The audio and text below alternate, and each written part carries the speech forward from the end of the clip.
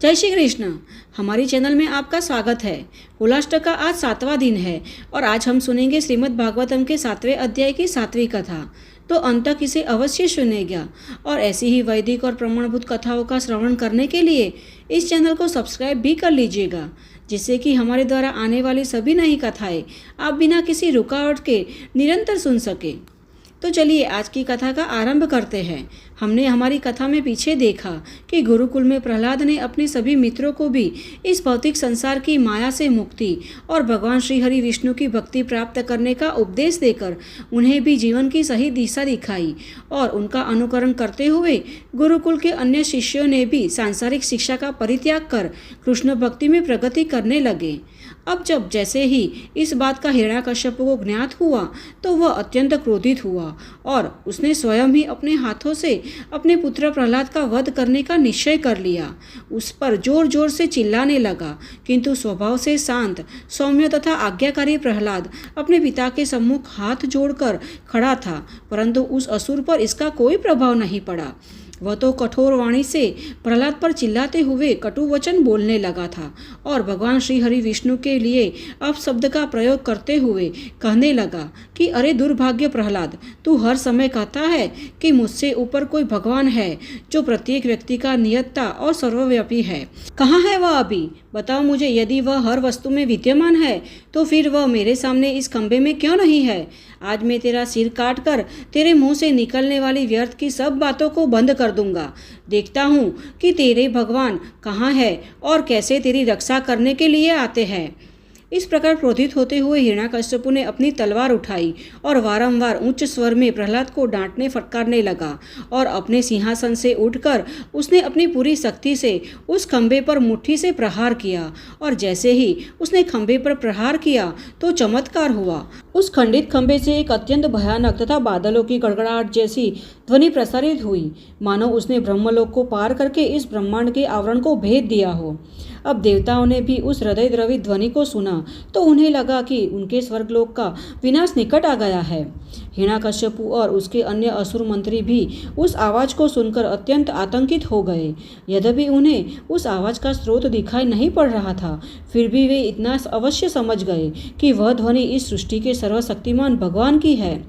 और तब अपने प्रिय भक्त प्रहलाद के वचनों को पूरा करने के लिए भगवान एक ऐसा अद्भुत रूप लेकर प्रकट हुए जिसे आज तक किसी ने न देखा है और न ही सुना हो। और इस तरह भयभीत होते हुए हिरण्याकश्यप चारों ओर उस आवाज का स्रोत खोदने का प्रयास ही कर रहा था कि उतने में भगवान उस खंडित खंबे के भीतर से प्रकट हो आए। विस्मय से स्तब्ध खड़ा हिरण्याकश्यप भगवान नरसिंह देव के उस अद्भुत रूप का मुआयना करते हुए सोचने लगा कि यह कैसा प्राणी है, आधा मनुष्य और आधा सिंह। क्रोधवश भगवान के नेत्र से अग्नि बरस रही थी, जिससे उनका रूप अत्यधिक भयावह दिख रहा था। उनकी गर्दन के सुनहरे बाल चारों ओर अपनी आभा बिखर रहे थे। उनके दांत साक्षात विनाश प्रतीत होते थे और उनके तीक्ष्ण नुकीली जिह्वा दो मुखी तलवार की भांति इधर उधर हिल रही थी। भगवान के कान बिना हिले डुले सीधे तने थे और उनके नथुने एवं खुला मुख किसी पर्वत की गुफा प्रतीत होते थे। उनकी गर्दन छोटी और मोटी थी, छाती चौड़ी और पतली कमर और विशालकाय शरीर आकाश को छू रहा था। अब भगवान के इस रूप को देखकर हिरण्याकश्यप ने कसकर अपनी गदा उठाई और स्वयं ही बुदबुदाने लगा। भगवान विष्णु ने अपनी माया शक्ति से मेरे वध की यह योजना बनाई है, परंतु इस संसार में भला कौन है जो मेरे सामने खड़ा रह सकता है। अब इस प्रकार बोलते हुए जिस प्रकार एक छोटा सा पतंगा अग्नि की ओर दौड़ता है और उसकी लपटों में विलीन हो जाता है, उसी प्रकार हिरण्याकश्यप ने ददीप्यमान भगवान की ओर छलांग लगाते हुए आक्रमण किया, किंतु शीघ्र ही वह भी लुप्त होने वाला था।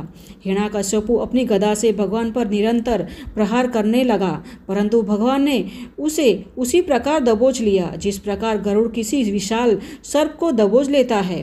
और जिस प्रकार कई बार अपने शिकार को मारने से पहले गरुड़ उसके साथ खेलता है और उसके मुंह से फिसलने का अवसर देता है, उसी प्रकार भगवान नरसिंहदेव ने भी अपनी पकड़ ढीली करके हिरण्यकश्यप को अपनी मुट्ठी से निकलने का अवसर दिया। अब हिरण्यकश्यप के भय से देवता बादलों के पीछे छिपकर इस युद्ध को देख रहे थे। जब उन्होंने देखा कि हिरण्यकश्यप तो भगवान की पकड़ से छूट गया है तो वह अत्यंत व्याकुल हो उठे। उन्हें भय होने लगा कि यदि इस युद्ध में हिरण्यकश्यप विजयी रहेगा तो वह बाद में युद्ध का तमाशा देख रहे एक एक देवताओं को दंडित करेगा।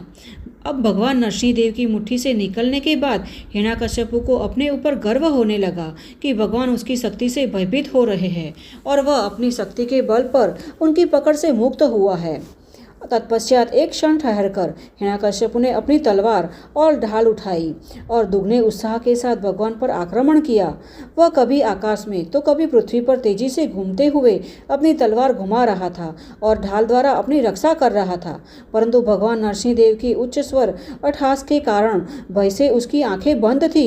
और तभी जिस प्रकार एक सांप चूहे को झपट कर पकड़ लेता है, भगवान नरसिंहदेव ने पुनः एक बार हिरण्यकश्यप को पकड़ लिया। भगवान की मजबूत पकड़ में बंधा हिरण्यकश्यप छूटने के लिए चारों ओर अपने हाथ पैर पटकने लगा, परंतु भगवान अब खेल नहीं खेलना चाहते थे।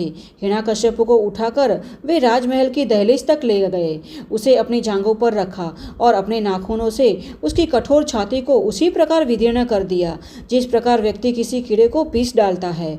और जैसे ही भगवान ने हिरण्यकश्यप की छाती को विदीर्ण किया तो उसके देह से रक्त का फुहार उठा और उसके रक्त की बूंदें भगवान के चेहरे और उनकी गर्दन के बालों पर आ गिरी।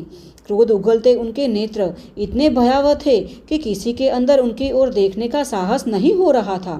अपनी जीवा से अपने मुख को चाटते हुए भगवान नरसिंह ने अपने नाखूनों से हिरण्यकश्यप के पेट को चीर दिया और उसकी आंतों को बाहर खींचा और उसे माला बनाकर गले में पहन लिया। उनका यह रूप अत्यंत अलौकिक एवं सुंदर प्रतीत हो रहा था। तब भगवान ने हिरण्यकश्यप के हृदय को उसके मृत शरीर से उखाड़ा और उसे एक और फेंक दिया। और फिर अब वे उन असुरों को वीर गति प्रदान करना चाहते थे जो अपने अस्त्र शस्त्र को उठाए उनकी ओर दौड़ आ रहे थे। भगवान नरसिंह ने अनेक हाथों से सहजतापूर्वक हिरण्यकश्यप के उन समर्पित सैनिकों को मौत के घाट उतार दिया। और जब उन्होंने देखा कि उनका विरोध करने वाला कोई नहीं बचा तो वे राजसभा में हिरण्यकश्यप के राज सिंहासन पर जा बैठे।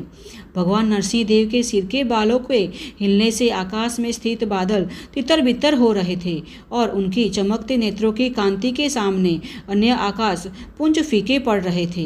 भगवान की तीव्र श्वास गति से समुद्र में ऊंची तरंगें उठने लगी थी और उनके उच्च अट्टहास्य से विश्व भर के हाथी भयभीत होकर चिढ़ाने लगे थे और ऐसा प्रतीत हुआ मानो उनके चरणों के दबाव से पृथ्वी अपने स्थान से खिसक गई हो तथा भूमि की सतह पर पर्वत एवं पहाड़ियां ऊपर उठाई हो। अब जैसे ही ब्रह्मा जी से वरदान मिला था कि ना तो उसकी मृत्यु भूमि पर होगी ना आकाश में, इस वरदान को बनाए रखने के लिए भगवान नरसिंहदेव ने हिरण्यकश्यप को अपनी गोद में रखा था। हिरण्यकश्यप को यह भी वरदान मिला था कि उसकी मृत्यु न तो दिन में होगी और न रात में, इसीलिए भगवान ने उसका वध संध्या समय किया। और हिरण्यकश्यप की मृत्यु न तो किसी अस्त्र शस्त्र से होगी और ना ही कोई जीवित या मृत वस्तु उसका वध कर पाएगी। इसलिए वरदान का मान रखते हुए भगवान नरसिंहदेव ने उसका वध अपने नाखूनों से किया। नाखून ना तो अस्त्र शस्त्र में माने जाते हैं और ना ही जीवित अथवा मृत किसी एक वर्ग में आते हैं। इस प्रकार भगवान नरसिंहदेव ने ब्रह्मा जी के सारे वरदान को बनाए रखा और अत्यंत सहजता से इस महान असुर का वध कर दिया। हिरण्यकश्यप तीनों लोगों के लिए एक नासुर बना हुआ था। इसीलिए जब देवताओं की पत्नियों ने देखा कि भगवान नरसिंहदेव ने उसका वध कर दिया है, उनके चेहरे उल्लास में खिल उठे। वे वारंवार भगवान पर फूलों की वर्षा करने लगी तथा उनके पति अपने विमानों में बैठकर दिव्य नगाड़े एवं ढोल बजाने लगे। अप्सराएं हर्षित होकर नृत्य करने लगी और गंधर्व मंडली मधुर स्वर में गीत गाने लगी। अब भगवान की स्तुति एवं उनके प्रति आभार व्यक्त करने के लिए ब्रह्मा जी, शिव जी, देवराज इंद्र तथा अन्य अन्य प्रमुख देवता भगवान के सम्मुख आने लगे। अनेक वर्षों के पश्चात आज देवताओं भय से मुक्त हो गए थे और उन्होंने राहत की सांस ली थी। हिरण्यकश्यप की मृत्यु उनके लिए वरदान बन गई, क्योंकि इससे उन्हें अपने लोक, राज्य तथा ऐश्वर्य पुनः प्राप्त हो गया था। असुरों के राजा हिरण्यकश्यप का वध करने के लिए वे सब मिलकर भगवान को धन्यवाद देने लगे, परंतु भगवान नरसिंह का मुख अभी भी इतना भयावह दिख रहा था कि ब्रह्मा जी और शिव जी जैसे महान देवता भी सीधे उनके सम्मुख आने से भयभीत हो रहे थे। अब देखिए, भगवान अपने भक्तों की निंदा, उसके प्रति अपराध और प्रताड़नाओं को सहन नहीं कर सकते हैं। इसीलिए इतनी स्तुति तथा प्रार्थनाएं सुनने के पश्चात भी वे शांत नहीं हो रहे थे। उस समय देवताओं ने श्रीमती लक्ष्मी देवी से निवेदन किया कि वे भगवान की नित्य सहचारी है और यदि वे चाहे तो भगवान को शांत कर सकती है। परंतु लक्ष्मी देवी ने भी इससे पहले कभी भी भगवान के इसे रौद्र रूप को नहीं देखा था और उन्हें भी भगवान के निकट आने में भय लग रहा था। अब भगवान को इस रौद्र रूप में देखकर सब भयभीत हो रहे हैं। स्वयं लक्ष्मी देवी ने भी उनके निकट जाने से मना कर दिया। तो अब भगवान कैसे शांत होंगे, यह हम देखेंगे हमारी कथा के अगले अध्याय में। और आज की कथा को हम यहीं पर आराम देते हैं। आज की कथा आपको कैसी लगी, यह हमें कमेंट बॉक्स में लिखकर अवश्य बताना। और कहीं भी अगर आपको यह कथा अच्छी लगी है तो इसे एक लाइक अवश्य करना, क्योंकि आपका एक लाइक हमें ऐसी ही वैदिक और प्रमाणभूत कथाओं का प्रचार करने में बहुत ही प्रोत्साहित करता है। तो चलिए इस कथा के अगले अध्याय यानी होलाष्टक की अंतिम कथा के साथ फिर से मिलते हैं। तब तक के लिए जय श्री कृष्ण।